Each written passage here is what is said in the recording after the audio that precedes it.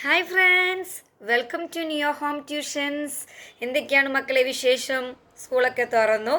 അപ്പം നല്ല അവധിക്കാലമൊക്കെ കഴിഞ്ഞു. ഇപ്പം എന്താണ്, നല്ല എനർജി ആയിട്ട് സ്കൂളിലൊക്കെ പോയിക്കൊണ്ടിരിക്കുകയാണ് അല്ലേ? അപ്പോൾ എന്താണ്, നമ്മുടെ പഠനം അതിനോടൊപ്പം മുന്നോട്ട് കൊണ്ടിരിക്കുകയാണ് അല്ലേ?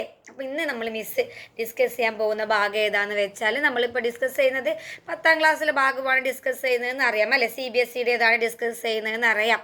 അപ്പോൾ CBSEയുടേത് മാത്രം ഡിസ്കസ് ചെയ്യുമ്പോൾ സ്റ്റേറ്റുകാർ വിഷമിക്കേണ്ട, സ്റ്റേറ്റുകാരുടെയും തുടരെ കാണിക്കേണ്ടതായിരിക്കും. ഓക്കെ, അപ്പോൾ നമ്മൾ ഇന്ന് പറയാൻ പോകുന്നത് എക്കണോമിക്സിലൊരു ഭാഗമാണ്. അതായത് മണി ആൻഡ് ക്രെഡിറ്റ് എന്നുള്ളൊരു ചാപ്റ്റർ നമുക്ക് എക്കണോമിക്സിൽ പഠിക്കാനുണ്ട്.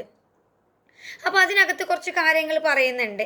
അപ്പോൾ എന്തിനാണ് നമ്മൾ മണി ഉപയോഗിക്കുന്നത്, അറിയാവോ? എന്തിനാണ് നമ്മളൊരു ട്രാൻസാക്ഷൻസിന് വേണ്ടിയിട്ടാണല്ലേ? ഇപ്പം എനിക്കിപ്പം എൻ്റെ മുന്നിൽ ഒരു സാധനമുണ്ട്. ആ സാധനം മേടിക്കുകയാണെങ്കിൽ എന്താണ്, പൈസ കൊടുത്താലാണ് എനിക്ക് ആ സാധനം കിട്ടുക. അപ്പം ഒരു ട്രാൻസാക്ഷൻസിന് വേണ്ടിയിട്ട് അവിടെ ഒരു മീഡിയം ഓഫ് എക്സ്ചേഞ്ച് ആയിട്ടാണ് നമ്മൾ എന്ത് ഉപയോഗിക്കുന്നത്, മണി ഉപയോഗിക്കുന്നത് അല്ലേ?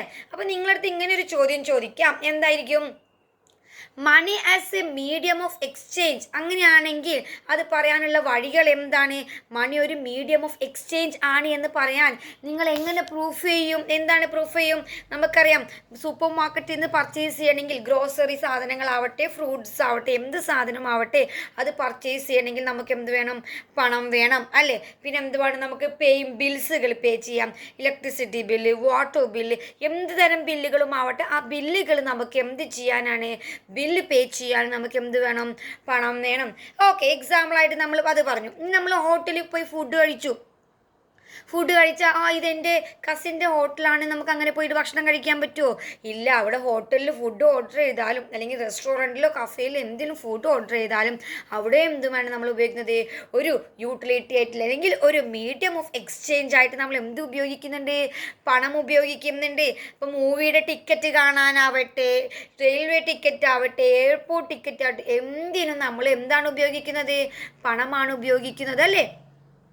അപ്പോൾ തന്നെ നമ്മുടെ ഡേ ടു ഡേ ലൈഫ്സിൽ വളരെയധികം important ആർക്കുണ്ട്?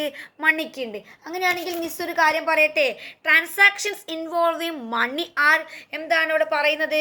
Purchasing groceries at a supermarket അല്ലേ? ഫസ്റ്റ് പോയിന്റ് ആയിട്ട് നമുക്ക് എങ്ങനെ പറയാൻ പറ്റും? സെക്കൻഡ് പോയിന്റ് എന്താണ്? Paying for public transportations fare അല്ലേ?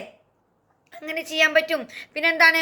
Ordering food at restaurant or cafe, പിന്നെ പേയിങ് ബിൽ, ഇലക്ട്രിസിറ്റി ബിൽ, അതൊക്കെയാണ് നമ്മൾ പറയുന്നത്. അതുകൊണ്ട് തന്നെ നമുക്ക് എന്ത് പറയാൻ പറ്റും? മണി എന്ന് പറയുന്നത് as a medium of exchange ആണ് അല്ലേ? നമ്മുടെ നീഡ്സുകളും വാണ്ട്സുകളും സാറ്റിസ്ഫൈ ചെയ്യാനുള്ള മണി എന്താണ്? അവിടെ ഒരു മീഡിയം ഓഫ് എക്സ്ചേഞ്ച് ആയിട്ട് നമ്മൾ എന്ത് ഉപയോഗിക്കുന്നുണ്ട്? മണി ഉപയോഗിക്കുന്നുണ്ട്. ഓക്കെ, അപ്പം ഈ ചാപ്റ്ററിൻ്റെ കണ്ടിന്യൂഷൻ ഭാഗമായിട്ട് എന്താണ് അടുത്ത വീഡിയോയിലേക്ക് കാണുന്നവരേക്കും ടാറ്റാ.